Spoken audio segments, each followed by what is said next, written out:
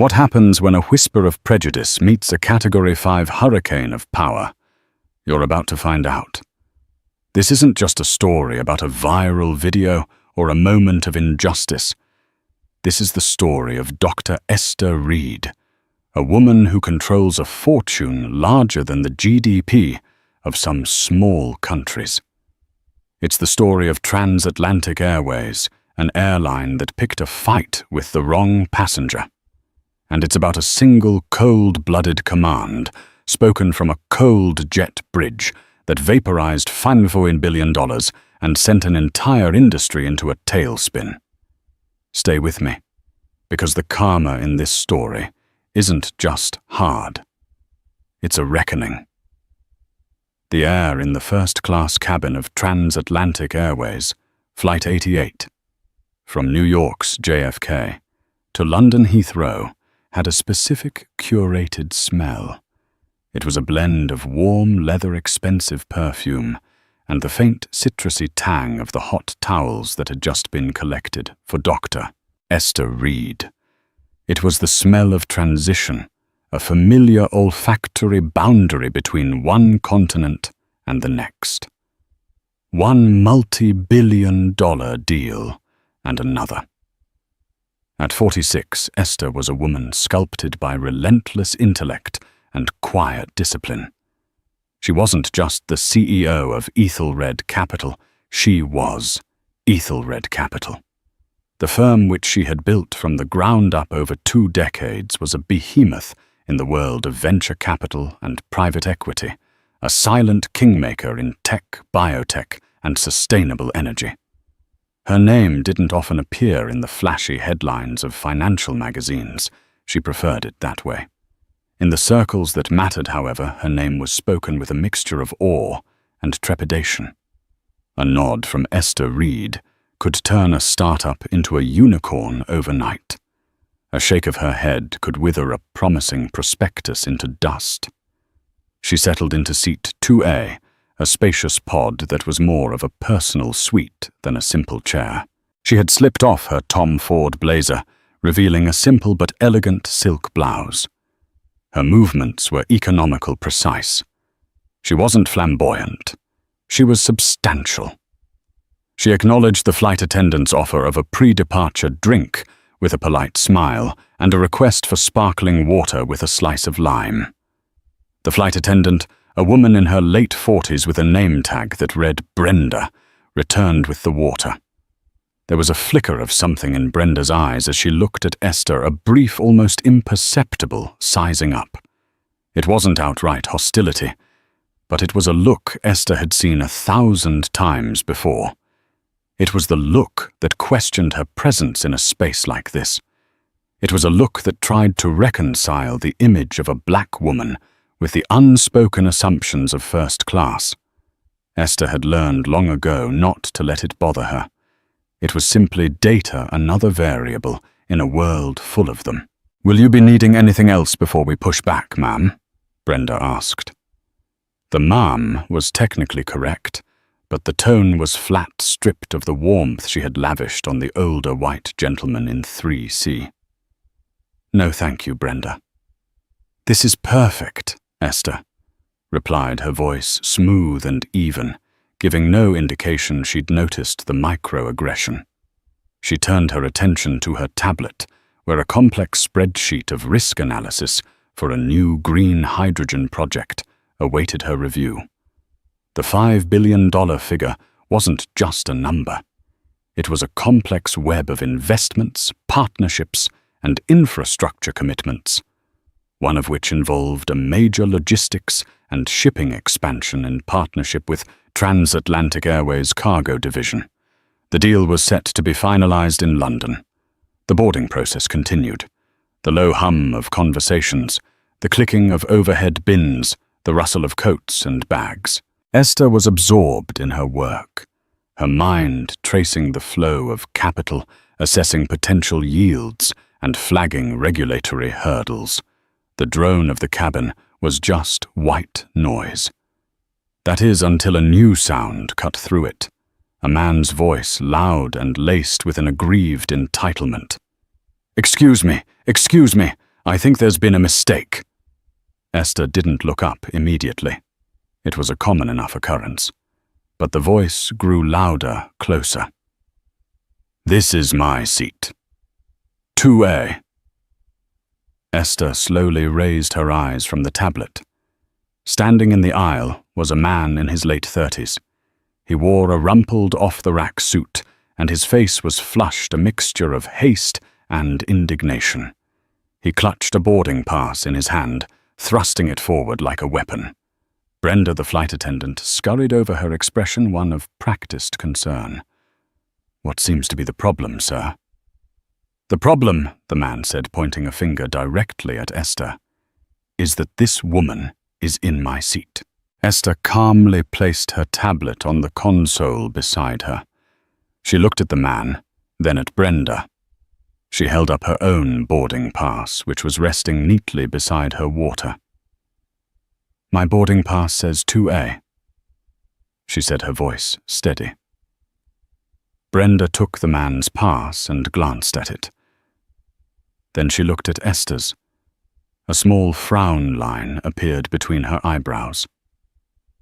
Oh, it seems we have a double booking. I am so sorry about this, sir. Let me see what's going on.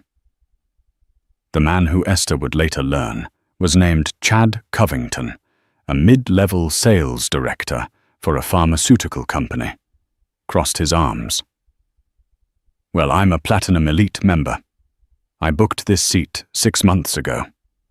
There shouldn't be a what's going on. She needs to move. The pronoun hung in the air, heavy and loaded. She. Brenda turned to Esther, her professional smile now strained. Ma'am, I'm so sorry for the inconvenience. It looks like there's been a system glitch. We do have another seat for you in row 12. Row 12 wasn't in first class. It was a standard seat in premium economy. Esther's gaze didn't waver. She hadn't raised her voice. She hadn't moved a muscle. But a sudden chill seemed to emanate from her seat. There must be a misunderstanding. I am in the correct ticketed seat.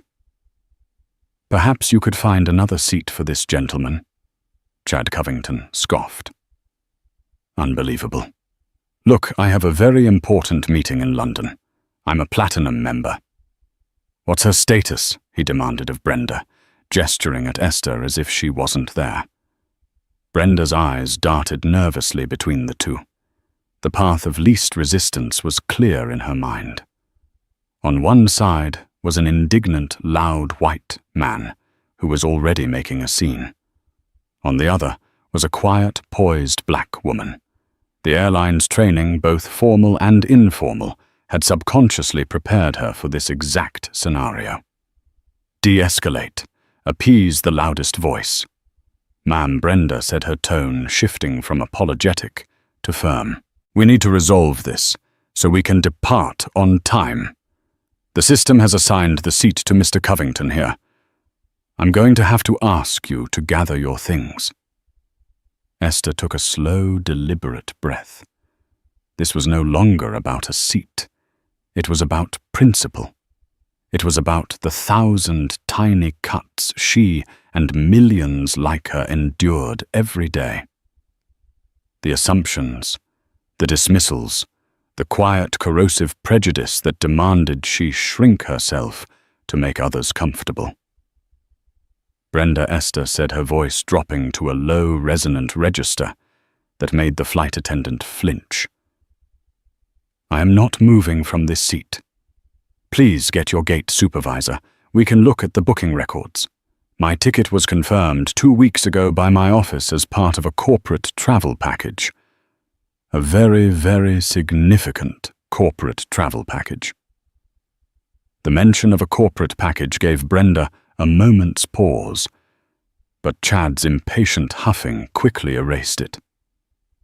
She's refusing to move. Are you going to do something or not? Brenda made her choice. Ma'am, if you refuse to cooperate, I will have to consider you a non-compliant passenger. That is a serious issue. The threat was now unveiled. It was the nuclear option in airline parlance. Esther simply stared back at her. I am a fully compliant passenger in my ticketed seat. The non-compliant party is the airline which has failed to manage its booking system. Get your supervisor. From a few rows back, a young woman, a journalism student named Sarah, had discreetly angled her phone. She'd seen this kind of thing before, but the quiet, unshakable dignity of the woman in 2A was something new. She pressed record. The world needed to see this. Mark Peterson, the gate supervisor, arrived with an air of harried importance. He was a man who saw his job not as customer service, but as human logistics. Passengers were cargo with opinions, and his primary function was to get the plane pushed back from the gate on schedule. Delays meant paperwork, and Mark hated paperwork. Brenda quickly briefed him in hushed, urgent tones, framing the narrative before Esther could speak. Refusing to move, causing a delay. Claims her ticket is valid, but his is too. He's platinum elite. Mark nodded, his face already set in a mask of managerial resolve. He approached seat 2A, not looking at Esther directly, but at a point just over her head. Ma'am, Mark Peterson, I'm the supervisor for this flight. We have an unfortunate double booking situation. Mr. Covington here has priority status, and the system has allocated him this seat. We have a very nice seat for you in premium economy, and we can offer you a $300 flight voucher for the inconvenience. He said it all in a rushed monotone, as if he were reciting a script he'd used 100 times. He finally made eye contact, clearly expecting his authority, and the offer of a voucher to be the end of it. Esther met his gaze. The calm was still there, but now it was crystalline, hard as a diamond. Mr. Peterson, let me be very clear. I will not be moving to premium economy. I will not be accepting a voucher for an error made by your airline. I am seated in 2A, the seat assigned to me on the ticket I paid for through my corporate account. You are welcome to check the timestamp on the booking. I'm quite confident you will find my confirmation predates his. Chad Covington threw his hands up in theatrical despair. Oh, for God's sake, just get her out of here. I have to prepare for my meeting. Mark's patience, already thin, snapped.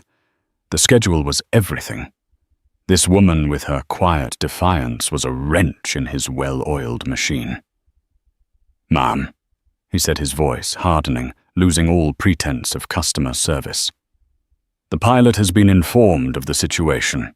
We are on the verge of a significant delay that will impact everyone on this plane. You have two options.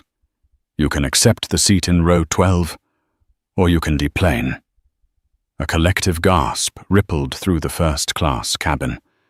The other passengers who had been trying to mind their own business were now staring openly. They saw a well-dressed, composed black woman being threatened with removal, while a petulant, red-faced man stood fuming in the aisle. Esther felt a slow burning fire ignite in her chest. She had managed multi-billion-dollar mergers with more grace than these two airline employees could muster over a single seat. The sheer, unadulterated incompetence was galling. The underlying prejudice was infuriating. So I am to be punished for your clerical error, she stated, not as a question but as a fact. Call it what you want, ma'am. Mark retorted, his face now a blotchy red. But a decision needs to be made. Now. Then the decision is this, Esther said, her voice ringing with clarity. I will be staying in the seat I paid for. If you wish to remove me, you will have to do it by force. And I promise you, Mr. Peterson, you will regret that decision for the rest of your professional career. It was not a threat made in anger. It was a statement of future fact. It was a prophecy. Mark Peterson, however, was not a man who dealt in prophecies. He dealt in schedules. He heard only defiance. He turned to Brenda. "Call security." Brenda's eyes widened for a second. This was escalating far beyond what she had anticipated. But she had hitched her wagon to Mark's authority. She nodded and picked up the cabin intercom. Her voice trembled slightly as she requested airport security to board the aircraft to deal with a non-compliant passenger in first class. The word sent another shockwave through the cabin. Sarah, the student, zoomed in her phone's camera, her heart pounding. This was it, the moment of truth. 2 Port Authority officers came aboard. They were large men, their faces impassive, their movements practiced. Mark pointed toward Esther. "This woman is refusing to vacate her seat and is holding up the flight. She needs to be removed." One of the officers, a man with a graying mustache and weary eyes, approached Esther. "Ma'am, you heard the supervisor. I'm going to have to ask you to come with us." Esther looked at the officer. Then she looked at Mark, at Brenda, and at Chad, who was now smirking with triumph. She had given them every chance to be reasonable, to be professional. They had chosen this path. "I will not be walking," she said softly. The officer sighed. "Ma'am, please don't make this difficult. You are the ones making this difficult," she replied, her voice still even. She gripped the armrests. The 2 officers exchanged a look. They had their orders. One took her left arm, the other her right. Esther did not struggle, but she did not assist. She became dead weight, a silent, powerful protest. As they began to pull her from the plush leather seat, her bag slipped to the floor, spilling some of its contents. A pen, a tube of lipstick, and a slim black leather business card holder. It fell open. The officer with the mustache glanced down. The card on top was embossed in elegant silver lettering. Dr. Esther Reed, CEO, Ethelred Capital. The officer paused for a half-second. The name meant nothing to him but CEO registered. He looked back at Mark Peterson, a flicker of doubt in his eyes. But Mark just gestured impatiently. "Get on with it." They lifted her, a woman of immense power and influence, being physically hauled from her seat like a common criminal. Her shoes scraped against the carpet. The humiliation was absolute, public, and searing. The other passengers watched in a mixture of horror, pity, and discomfort. Sarah's phone captured every second of it. The grim determination on the officers' faces, the smug look on Chad's, and the incredible, unbreakable poise on Dr. Esther Reed's face. She didn't scream. She didn't cry. Her expression was one of profound, chilling serenity. It was the face of a queen being led from her throne, already calculating the destruction of the kingdom that had betrayed her. As they dragged her past Chad Covington, he leaned in and sneered softly. "Should have just moved, sweetie." Esther turned her head, her eyes locking with his for a single terrifying moment. And in that moment, Chad felt a cold dread snake up his spine. The look in her eyes wasn't anger. It was the dispassionate gaze of an astronomer watching a distant star collapse into a black hole, an inevitable and catastrophic event that she was powerless to stop, but had now set in motion. They pulled her out into the jet bridge, the sterile, impersonal tube that now felt like the world's most lonely place. The doors to the aircraft hissed shut behind her. The indignity was complete. The injustice was done. The fuse had just been lit. The jet bridge was cold. The institutional grey of the walls and the industrial carpeting absorbed all warmth, all sound.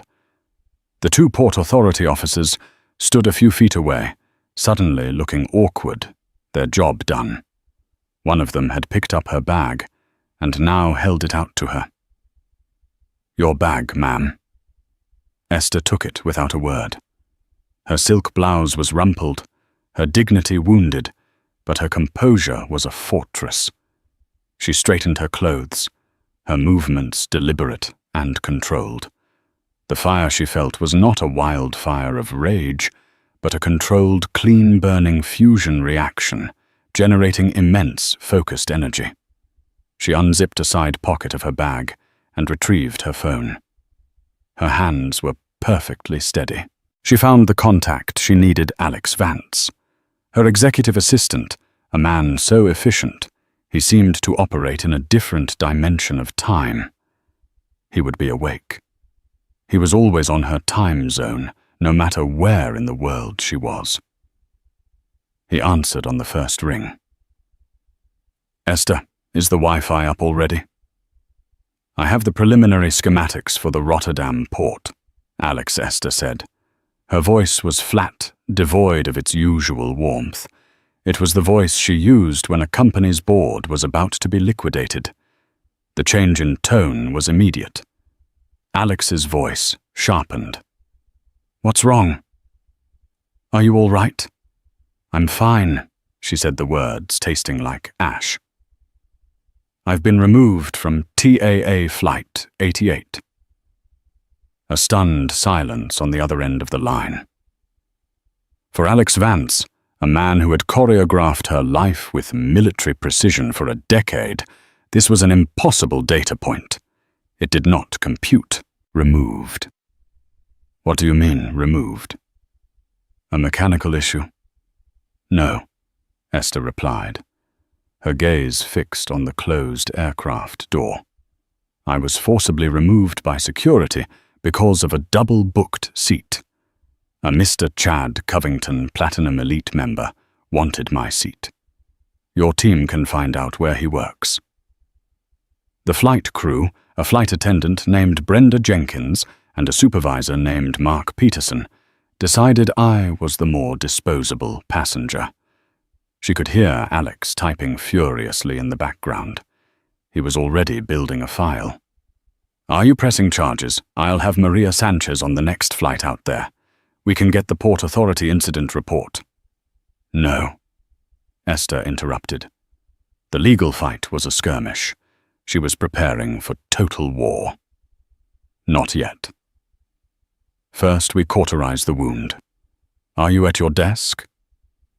"Of course." "Good. Open the Ethelred TAA consolidated file."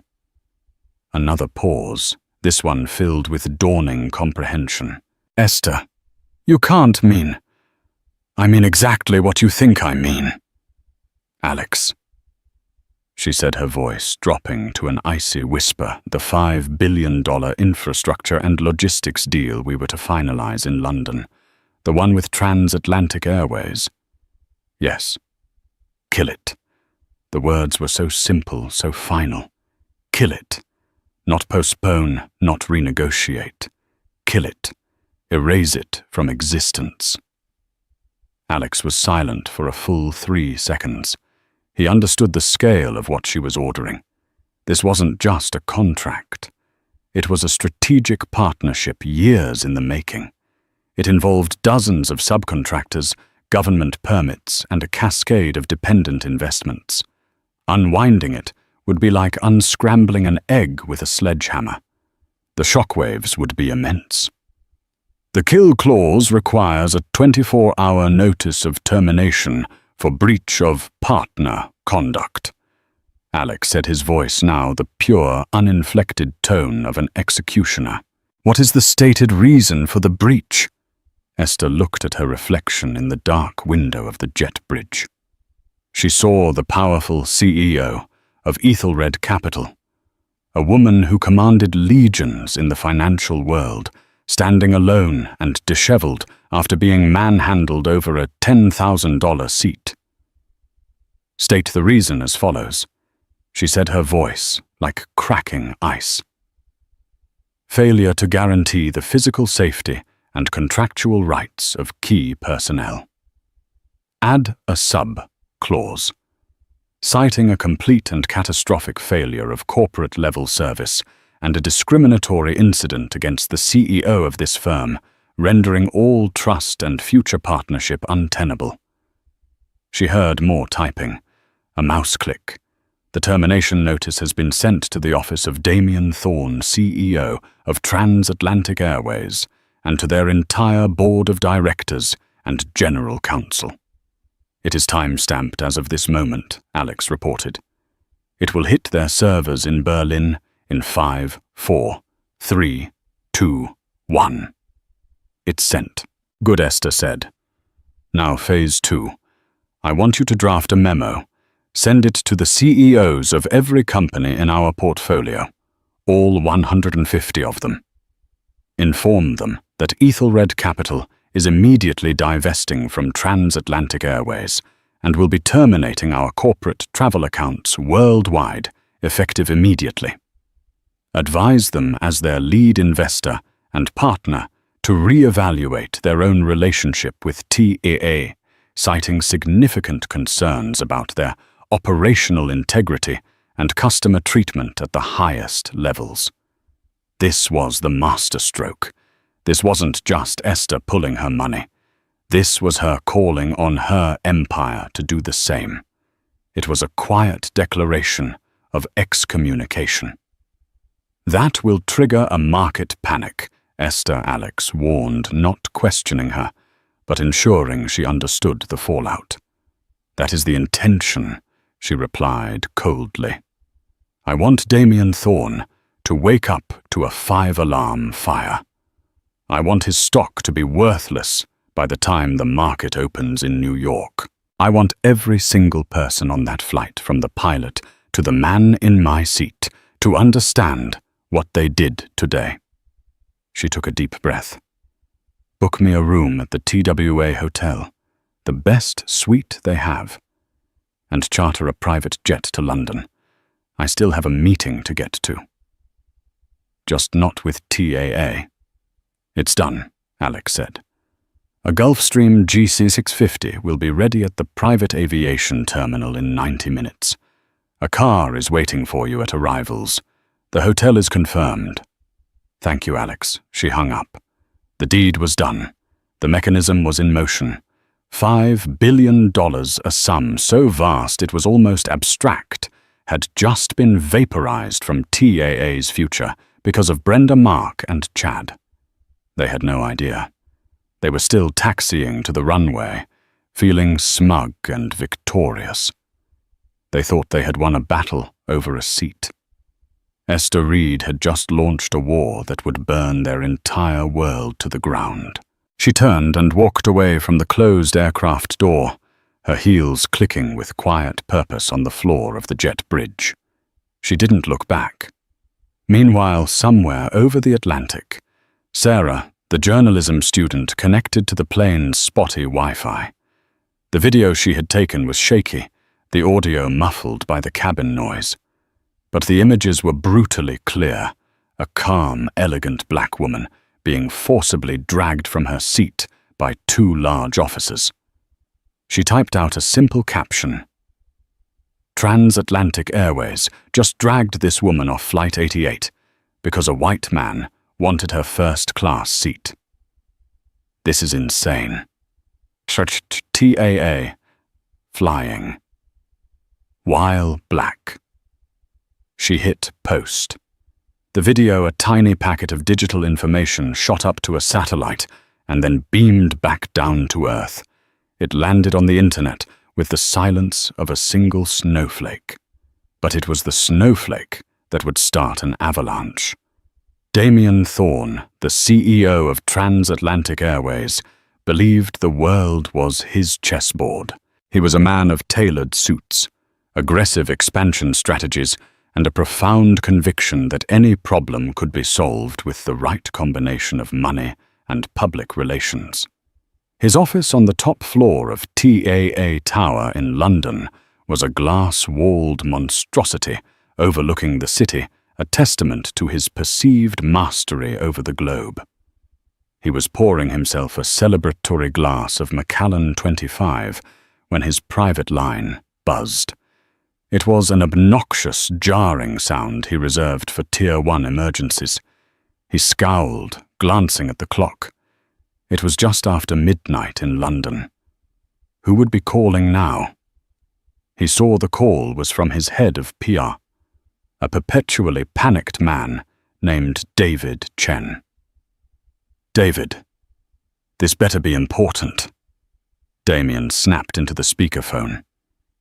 "Damien, have you seen Twitter?" David's voice was strained, high-pitched. "I don't see Twitter, David. I have people for that." "What is it? Did one of our celebrity spokespeople say something stupid again?" "It's worse. Much worse. A video. Flight 88, JFK to Heathrow. It's not good." Damien sighed, swirling the amber liquid in his glass. How not good? A passenger being belligerent, a passenger being removed, a black woman, from first class. The optics are Damien. They are catastrophic. The video has 1 million views already, and it's only been an hour. Flying. While black is the #1 trending topic in the United States, and our airline is the star of the show. Damien's hand paused. This was more than a nuisance. This was a headache. Okay, what's the story from our side? Was she drunk? A security threat? That's the problem. The video shows her being completely calm. The narrative online is that she was removed to give her seat to a white man. It's a racial incident, Damien. A really, really bad one. Damien took a long sip of his scotch. He could already see the playbook. Issue a formal apology. Stress commitment to diversity.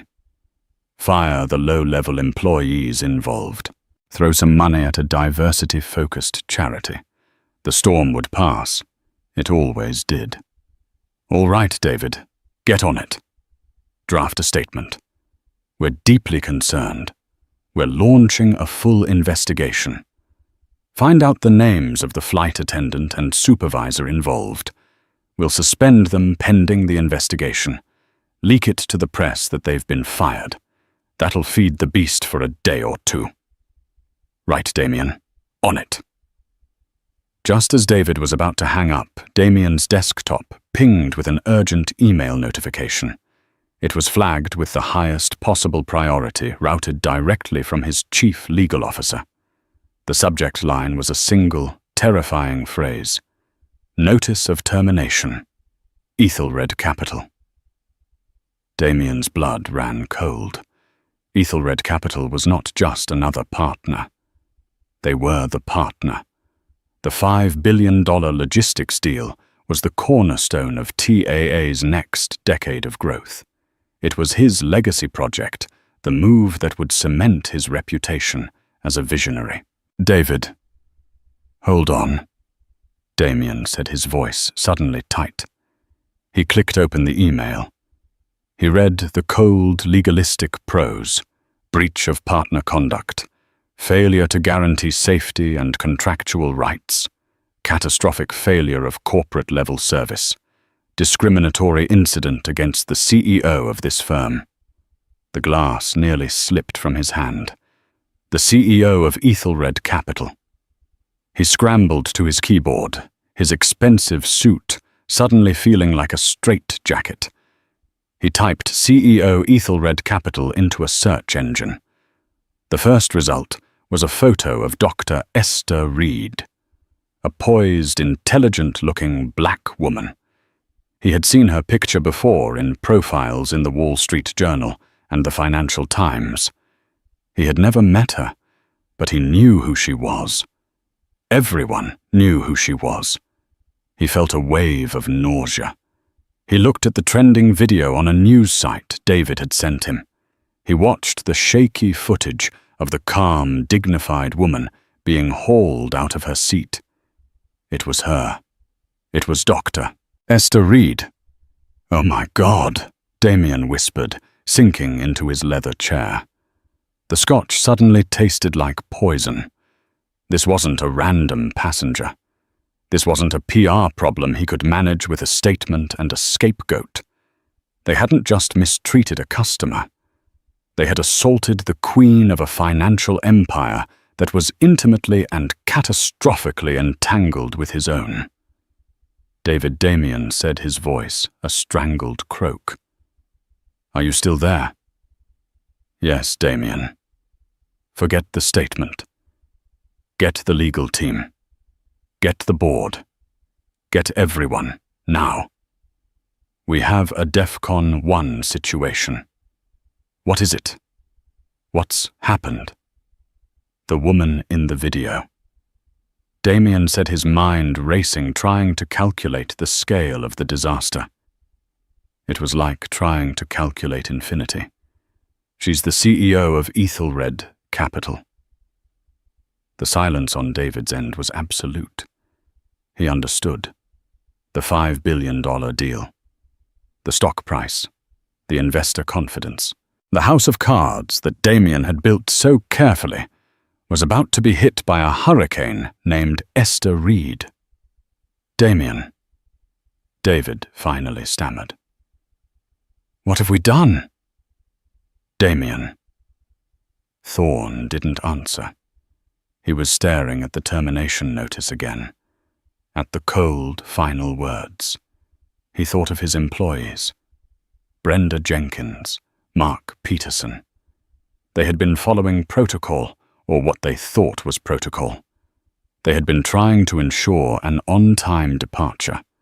For that, they had just detonated a financial nuclear bomb in the heart of the company they worked for. And then he thought of the man in the video, the smug passenger who had taken her seat. Chad Covington. Who the hell was Chad Covington? In that moment, Damien Thorne hated Chad Covington with a passion he had previously reserved only for his biggest corporate rivals. The phone rang again. It was his CFO. "Damien, did you see the Ethelred notice? What the hell is going on?" "The pre-market trading in New York is... it's a bloodbath. We're already down 15%. Damien closed his eyes. It was just the beginning. The avalanche was starting its descent, and they were standing right at the bottom of the mountain. He had built a palace of cards, and two of his lowest-ranking employees had just pulled out the ace of spades. The sun had not yet risen over New York City, but Wall Street was already wide awake and drenched in a cold sweat. The news of Ethelred Capital's termination of its TAA partnership had spread through the financial world's nervous system like a potent neurotoxin. Pre-market indicators showed TAA's stock ticker symbol TLA in free fall. It wasn't just a dip, it was a swan dive off a cliff. By the time the opening bell rang at the New York Stock Exchange, the carnage began in earnest. TLA opened down 28%. Traders were screaming sell orders into their phones. Automated trading algorithms programmed to react to catastrophic news and social media sentiment were dumping millions of shares per second. The video of Esther Reed's removal was now playing on a loop on every major news network. The hashtag wasn't just trending, it was a global phenomenon. In her suite at the TWA Hotel, Esther Reed watched the financial news channels with a dispassionate eye, sipping a cup of black coffee. She was already dressed in a fresh, immaculate suit, ready for her chartered flight. She felt no joy, no schadenfreude. This was not revenge. It was a consequence. It was a market correction for an injustice. Her phone buzzed. It was Alex. Phase 2 is having the desired effect, he said. The memo to our portfolio companies has caused a chain reaction. Oracle Salesforce and a dozen other tech giants have announced they are suspending their corporate accounts with TAA pending a review. The cumulative value of those accounts is estimated at over $800 million annually. Good, Esther said simply. Also, we got the details on Chad Covington, Alex continued, sales director at Viridian Pharmaceuticals, mid-level. It seems his claim to platinum elite status was through his company's corporate account. Viridian's CEO Robert Maxwell is on the board of a charity you co-founded. Esther allowed herself a small, grim smile. The world was smaller than people thought. I'm sure Robert will be interested to learn how his employee represents his company abroad. I've already taken the liberty of forwarding him the video link with a polite non-committal note, Alex said. And the personnel files for Brenda Jenkins and Mark Peterson are on your secure server. Jenkins has 2 prior passenger complaints filed against her for rude behavior, both dismissed. Peterson has a reputation for prioritizing on-time departures above all else, with several internal memos commending him for it. It seems TAA cultivated the very culture that led to this. This was the final piece for Esther. It wasn't just a few rogue employees. It was the system. The airline had rewarded the very behavior that led to its downfall. Across the Atlantic, Damien Thorne's world was imploding. In a frantic emergency board meeting, he tried to project calm, but the sweat beading on his forehead betrayed his terror. We issue a full, unreserved apology to Dr. Reed, he said, his voice strained. A personal apology from me. We fire the employees involved publicly. We announce a new multi-million-dollar diversity and inclusion initiative. We can contain this. An elderly, formidable woman on the board, Lady Anne Covington, a cruel irony of name fixed him with a steely glare. Damien, you are not comprehending the scale of this. This is not about containment.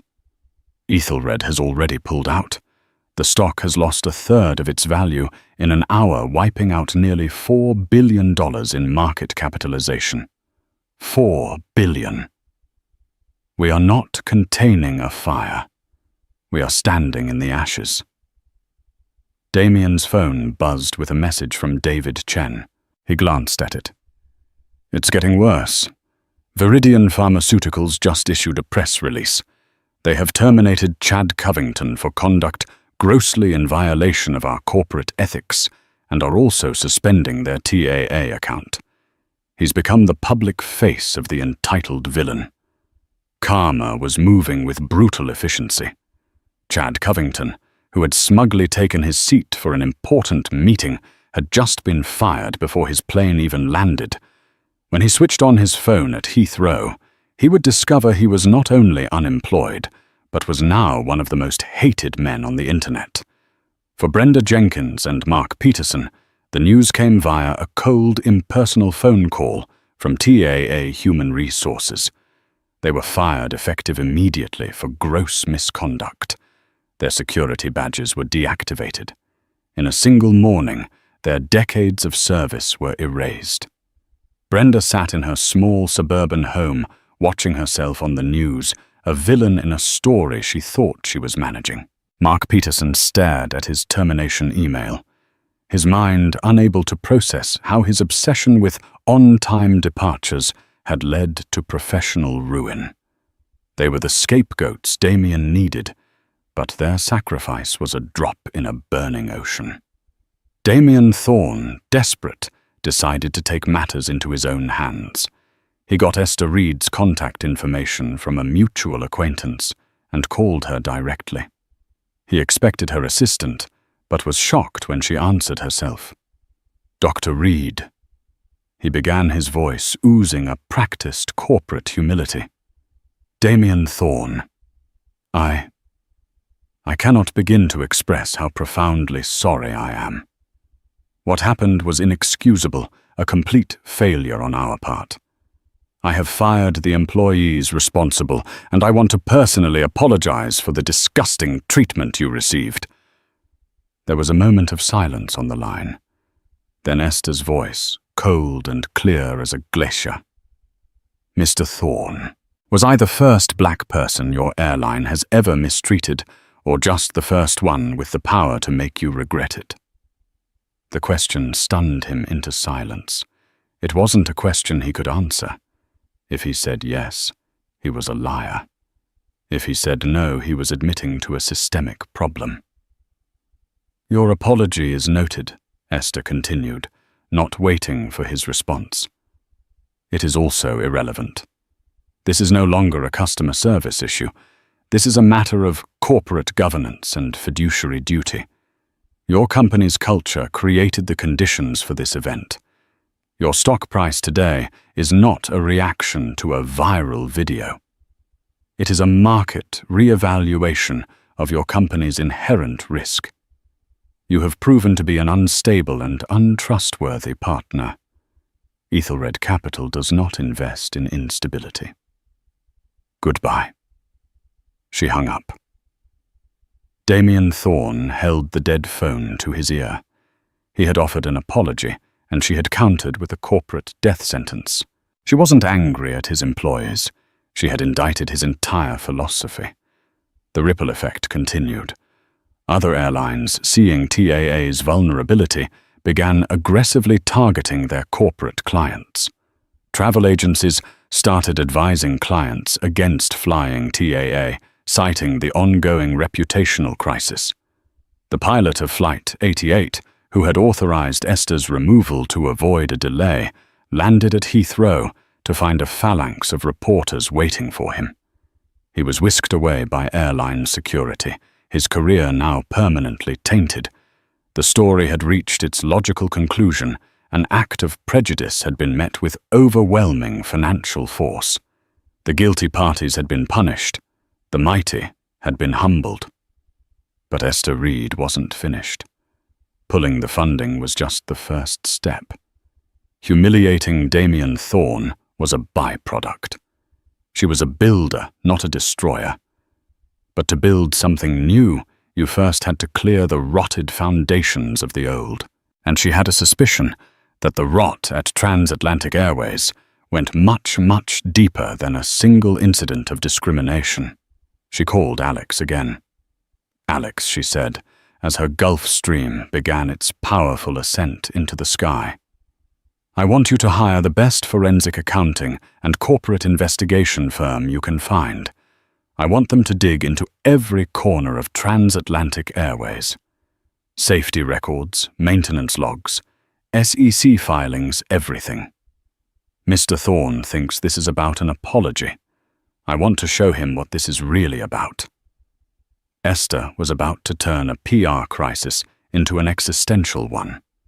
The hard karma was just getting started. While the world was fixated on the dramatic public execution of Transatlantic Airways' reputation, Esther Reed was moving in the shadows. The firm she hired, a discreet but ruthless group of forensic investigators, led by a former DOJ prosecutor named Benjamin Carter, began its work with chilling efficiency. They weren't looking for another PR scandal. They were looking for structural felonies. Carter's team of accountants and ex-intelligence analysts descended on TAA's public records like piranhas on a wounded animal. They combed through years of SEC filings, shareholder reports, and International Aviation Authority disclosures. They cross-referenced maintenance schedules with flight logs and expense reports with parts acquisitions. 3 weeks after the incident on Flight 88, Esther was in her London office when Carter requested an urgent encrypted video call. When his face appeared on her screen, it was grim. Dr. Reed Carter began foregoing pleasantries. "We found it." Found what Ben Esther asked, leaning forward. "It's in their maintenance division. specifically with their fleet of Boeing 707s, the workhorse of their long-haul routes. About 3 years ago, Damien Thorne brought in a new COO, a man named Jeffrey Lang. Lang's mandate was aggressive cost-cutting. His specialty was operational streamlining. Carter put a document up on the screen. It was a complex chart mapping maintenance cycles. According to FAA and EASA regulations, Carter explained certain critical components like turbine blades in the engines require inspection or replacement after a set number of flight hours. It's called an A check or a more intensive C check. These checks are expensive. They take a plane out of service cost millions in parts and labor. And Lang streamlined them, Esther surmised. Worse, Carter said. He didn't just streamline them. He created a system to circumvent them.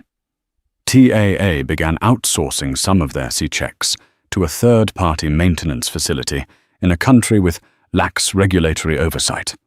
This facility would sign off on the work, certifying that components had been replaced, but our financial forensics show that TAA was not purchasing a corresponding number of new parts from the manufacturers like General Electric or Rolls-Royce. Esther felt a knot tighten in her stomach. They were falsifying the records. That's the hypothesis Carter confirmed. They were pencil-whipping the inspections.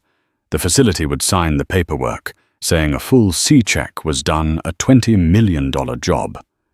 But they were probably only doing a basic A-check, a $2 million job, and pocketing the difference with TAA executives getting kickbacks. They were flying planes with components that were long past their mandated service life. They were gambling with hundreds of lives on every single flight to save a few $1 million.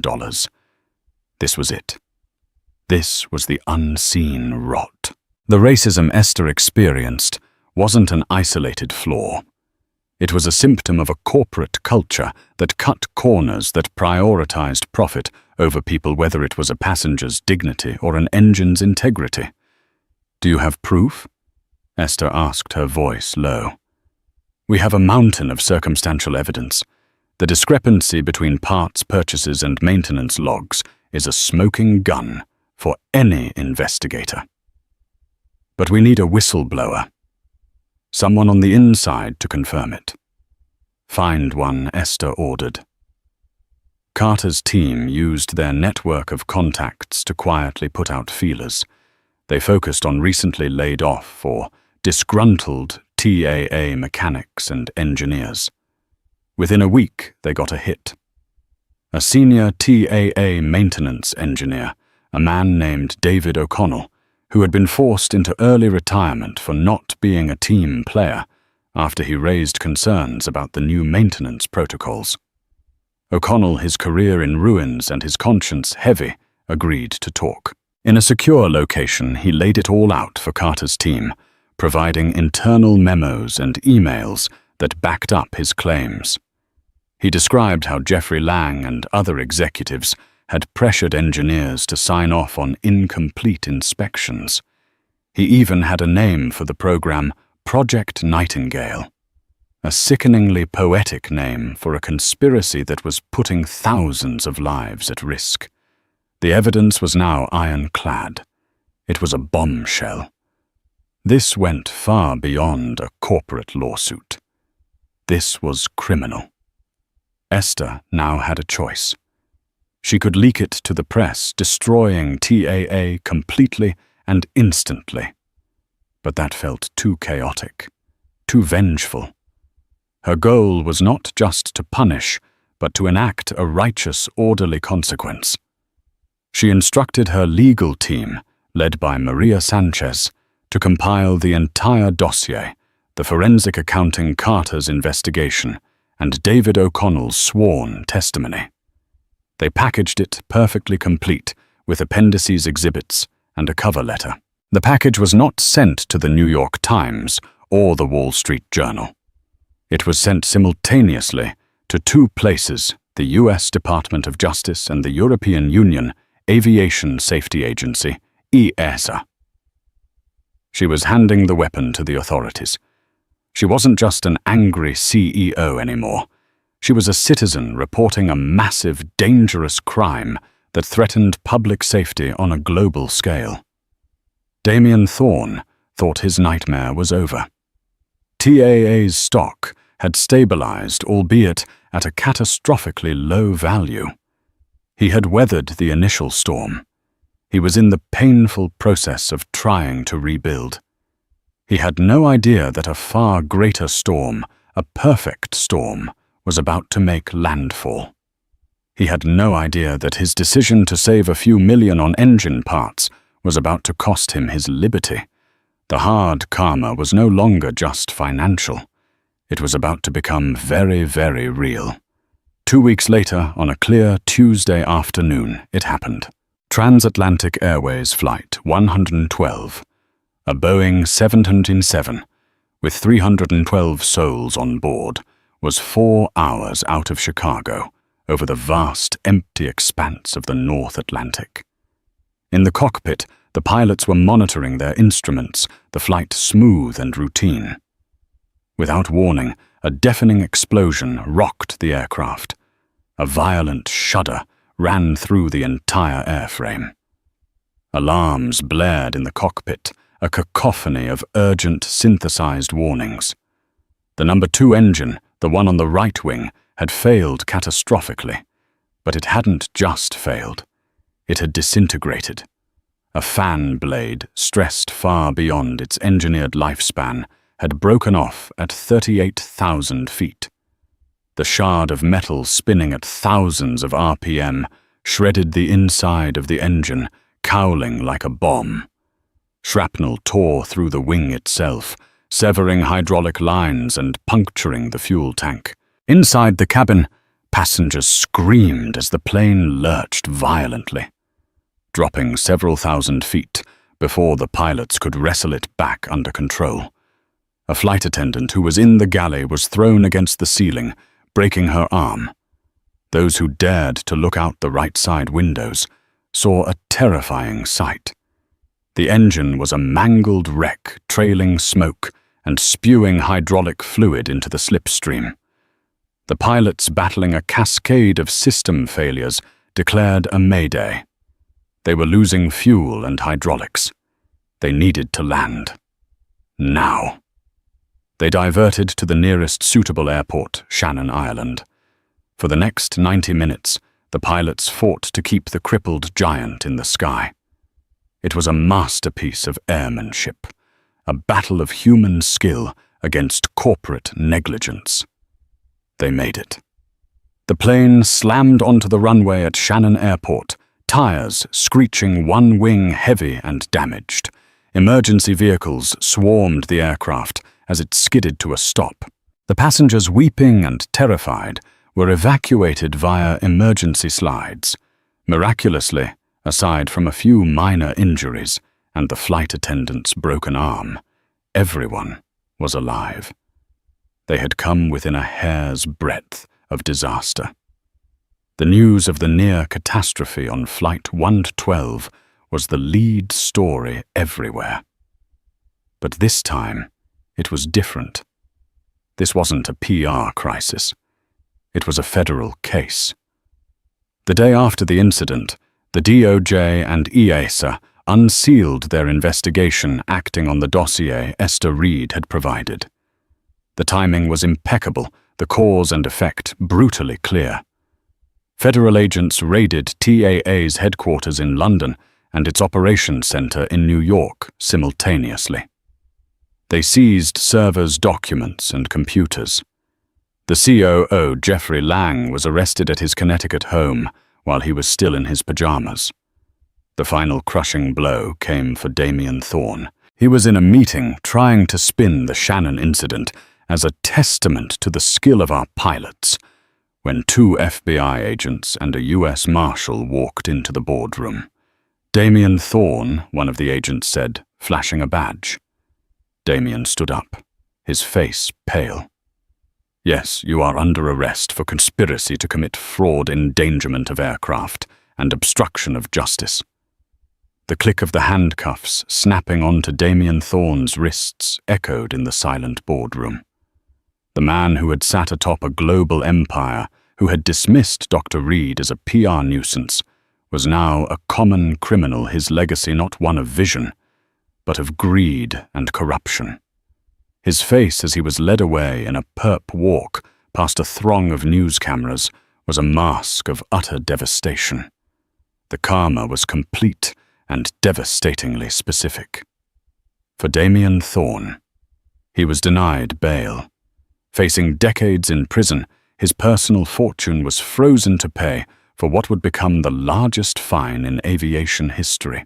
He lost everything: his company, his reputation, his freedom.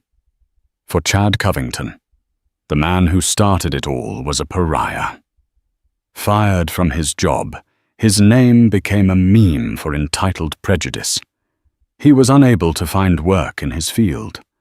A legal firm specializing in class action lawsuits found several other passengers from Flight 88 who testified to his aggressive and entitled behavior, making him a key witness for the prosecution against TAA, forcing him to publicly relive his shame. For Brenda Jenkins and Mark Peterson, though fired, they were subpoenaed to testify against TAA. Their testimony detailing the corporate culture of prioritizing schedules and appeasing certain demographics over others became a key part of the prosecution's narrative about the company's corrupt soul. They avoided jail time, but would never work in the airline industry again, their names synonymous with the scandal. For Transatlantic Airways, the airline was finished. Grounded by the FAA and EASA, its stock fell to zero and was delisted. It filed for bankruptcy within the month. Its assets were sold off for parts. The once proud airline, a giant of the skies, was erased from existence, a case study in business schools for generations to come on how corporate rot, starting with a single act of prejudice, can bring down an empire. In the aftermath, Esther Reed never gloated. She didn't have to. The world saw her not as a vengeful CEO, but as a hero whose actions averted a tragedy and forced sweeping reforms across the aviation industry. Her investigation, credited with saving hundreds of lives, had exposed a rot that went far beyond prejudice. The reclaimed $5 billion was not merely reallocated. Esther established the Phoenix Fund, a venture dedicated to building safer, more equitable transportation. Its first investment was Aura Airlines, a new carrier rising from the ashes of TAA's disgrace, founded on a culture of transparency and respect. Months later, Dr. Reed sat in seat 2A of Aura's inaugural flight. She looked out at the clear sky, reflecting on the journey. A single ugly moment of discrimination had led to the dismantling of a corrupt empire and the creation of something better. She had demanded respect, and in doing so, proved that true power wasn't about revenge, but about righteous transformative change. The sky and the industry that flew through it was finally safer for everyone. And that's where our story ends. Not with a bang, but with the quiet hum of a new beginning. It's a stark reminder that sometimes the most seemingly insignificant moments of injustice are symptoms of a much deeper disease. Dr. Esther Reed didn't just get mad. She got strategic. She used her power not just to tear down a corrupt system, but to build a better one in its place. This story shows that karma isn't always a mystical force. Sometimes it's a well-funded, meticulously executed plan for accountability. It's what happens when someone who is so often underestimated finally decides they will not be moved. What did you think of Esther's ultimate move?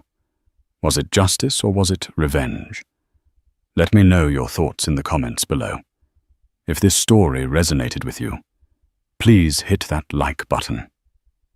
Share it with someone who needs to hear it, and make sure you subscribe for more stories of epic consequences and hard-hitting karma. Thanks for listening.